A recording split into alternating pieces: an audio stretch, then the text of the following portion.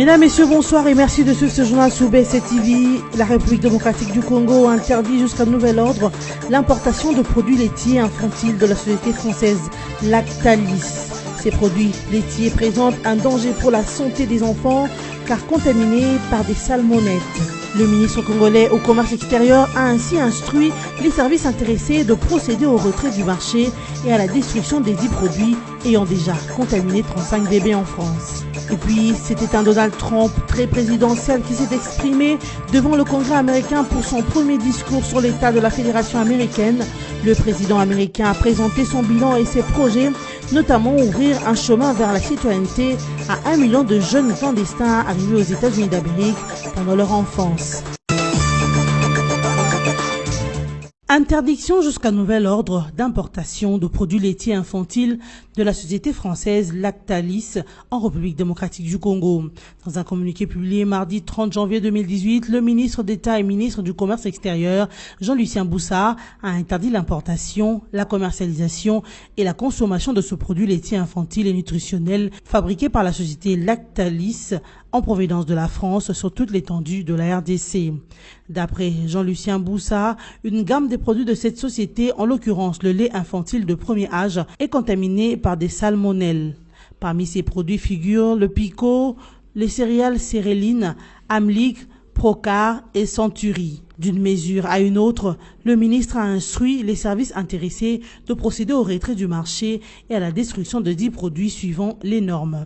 À cet effet, il en appelle aux services œuvrant aux frontières à veiller à l'application de la dite mesure, précisant que ce produit laitier présente un danger pour la santé des enfants. Il s'est de rappeler que l'alerte sur la contamination de ce produit avait été donnée en France en décembre 2017, avec un décompte de 35 bébés contaminés. Ce dossier touche près de 90 pays dans le monde, dont beaucoup, y compris en Afrique, ont décidé de les retirer des marchés pour protéger leur population. 268 millions de dollars américains, c'est la somme dont le Fonds des Nations Unies pour l'enfance UNICEF a besoin pour aider 6,3 millions d'enfants de quelques provinces de la République démocratique du Congo. Cet appel des fonds a été lancé le mardi 30 janvier dans un communiqué publié par l'UNICEF RDC. L'agence onusienne souligne qu'il s'agit d'une demande financière exceptionnelle proportionnelle aux souffrances qu'endurent les enfants suite notamment aux multiples conflits. Pour les représentants de l'UNICEF en RDC, Dr Tajuddin Oyewal, cité dans le communiqué, la hauteur exceptionnelle de l'appel pour l'appui humanitaire en RDC met en évidence à quel point les enfants en RDC souffrent aujourd'hui des conséquences des conflits et épidémies. Avant d'ajouter qu'il faut que la violence à l'égard des enfants cesse et que le service de santé et les écoles puissent fonctionner à nouveau normalement dans les provinces les plus touchées. Cette aide concernera les provinces du Kasaï au centre du pays, de Nord et Sud Kivu à l'est et des Tanganyika au sud-est de la RDC. Cette année, la communauté humanitaire en RDC a lancé un appel de fonds évalué à 1,68 milliard de dollars américains pour répondre à la crise humanitaire en 2018 en RDC. Le Bureau de coordination des affaires humanitaires de l'ONU, OCHA, a déjà indiqué que l'aide sera destinée à 13,1 millions d'enfants, prioritairement des mineurs, garçons et filles, qui représentent 60% des personnes dans les besoins. 5 personnes ont été tuées et des autres brièvement blessées lors des affrontements lundi 29 janvier 2018 entre les habitants de la cité de Lukutu dans les territoires des Bassoko, dans la province de la Chopo, et les éléments de la police nationale congolaise. Les victimes de ces drames sont 4 civils et un policier. C'est un accident de circulation ayant entraîné la mort de 3 personnes qui a été à l'origine de ces affrontements entre la population et la police. Pour la petite histoire, un véhicule appartenant à une société de la place a tamponné une femme et son bébé qui sont morts sur les champs au camp des Baouma. Selon la société civile locale, les conducteurs du véhicule en fuite ont encore tamponné une femme vendeuse au bord de la route qui est elle aussi décédée sur place. Les habitants en colère ainsi que le membre de la famille des victimes se sont lancés à la poursuite de ces chauffeurs qui a trouvé refuge au sous-commissariat de la police nationale congolaise de Lukutu. Les policiers ont tiré des coups de feu en l'air pour disperser les manifestants, mais en vain. Face à la résistance de la foule en férue, un policier a tiré à bout portant sur un membre de la famille d'une des victimes. Ces derniers a rendu l'âme sur le champ, affirme un activiste de la société civile. Les manifestants exaspérés sont parvenus à se saisir d'un policier et à lyncher, mutilant son corps par la suite. Un autre policier a été brièvement blessé. Le calme est revenu dans cette partie de la ville avec la présence plus accrue des éléments de la police pour parer à toute éventualité pendant les obsèques de ses victimes. Près de 7000 Congolais se sont transportés au Burundi la semaine du 22 au 28 janvier 2018 suite au conflit armé dans l'est de la RDC, a alerté l'Agence des Nations Unies pour les réfugiés ACR. Selon les sites des Nations Unies, 12 000 personnes ont fui en Tanzanie, d'autres encore se dirigent vers l'Ouganda, sans plus de précisions sur leur nombre. L'agence de l'ONU indique que beaucoup d'autres personnes se sont déplacées à l'intérieur du Sud Kivu dans des conditions précaires, sans abri ni nourriture.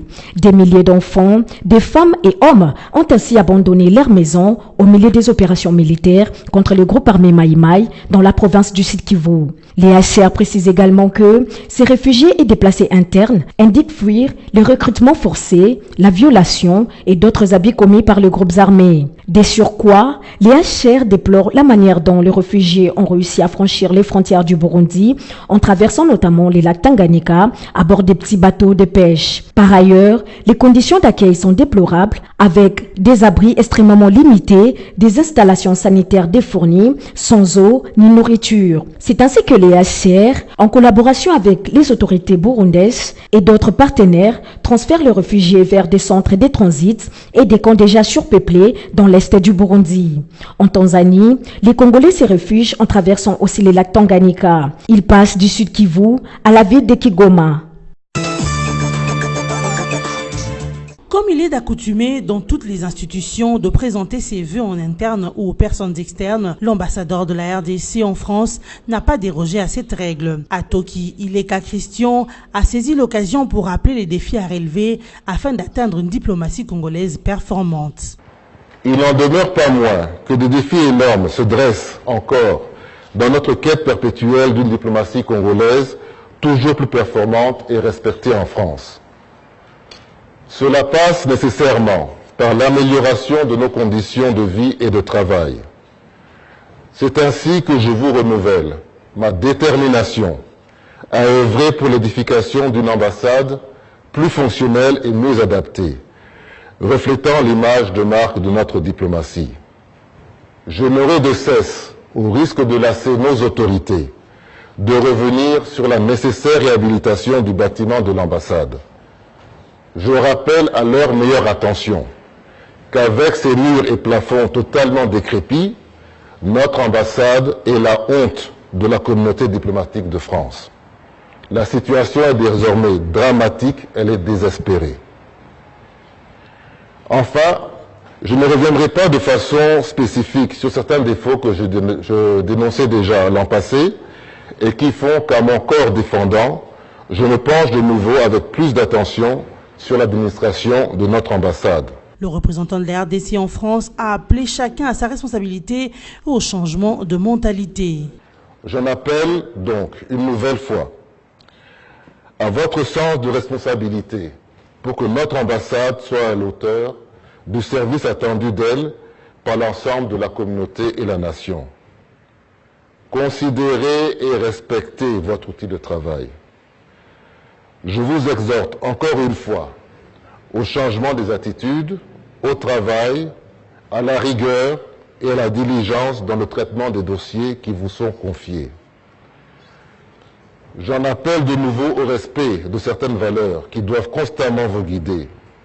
L'assiduité au travail, le respect de la hiérarchie et des procédures, la discipline à l'intérieur des services, l'esprit d'équipe et de solidarité, la célérité dans le traitement des dossiers, et j'insiste vraiment sur la dignité, la discipline, le respect, la courtoisie, la rapidité, le sérieux et la disponibilité permanente. Que le Tout-Puissant vous comble de ses bienfaits et vous accorde la grâce tout au long de 2018 et que l'année nouvelle vous apporte tout ce que vous désirez le plus, ponctué d'instants de bonheur partagé et d'une sérénité dans toutes les épreuves. Je vous remercie. L'ambassadeur Atoki Christian a ainsi débuté l'année 2018 avec ses collaborateurs. Pour son premier discours sur l'état de l'Union, c'est un Donald Trump très digne et très présidentiel qui s'exprime devant le Congrès américain. Il a présenté son bilan et ses projets pour les années à venir en conviant les parlementaires et les Américains à l'unité. Dans un discours de plus d'une heure, le président américain a déclaré que 2,4 millions d'emplois avaient été créés aux États-Unis depuis son arrivée à la Maison-Blanche.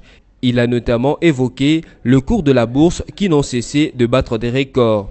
Des succès que le locataire de la Maison-Blanche attribue à son réforme fiscale et au dérèglement qu'il a imposé dans de nombreux secteurs du pays. Pour ce projet, Donald Trump a déclaré vouloir ouvrir un chemin vers la citoyenneté à 1,8 million de jeunes clandestins arrivés aux États-Unis pendant leur enfance. Notez en plus que Donald Trump a demandé au Congrès de voter une loi pour s'assurer que seuls les amis de l'Amérique puissent bénéficier d'aides financières des États-Unis. Ce journal est terminé. Voici le rappel de principaux titres. La République démocratique du Congo interdit jusqu'à nouvel ordre l'importation de produits laitiers infantiles de la société française Lactalis. Ces produits laitiers présentent un danger pour la santé des enfants car contaminés par des salmonettes. Le ministre congolais au commerce extérieur a ainsi instruit les services intéressés de procéder au retrait du marché et à la destruction des 10 produits ayant déjà contaminé 35 bébés en France. Et puis, c'était un Donald Trump très présidentiel qui s'est exprimé devant le Congrès américain pour son premier discours sur l'état de la Fédération américaine. Le président américain a présenté son bilan et ses projets, notamment ouvrir un chemin vers la citoyenneté à 1 million de jeunes clandestins arrivés aux États-Unis d'Amérique pendant leur enfance. C'était l'essentiel de l'actualité. Merci de nous avoir suivis.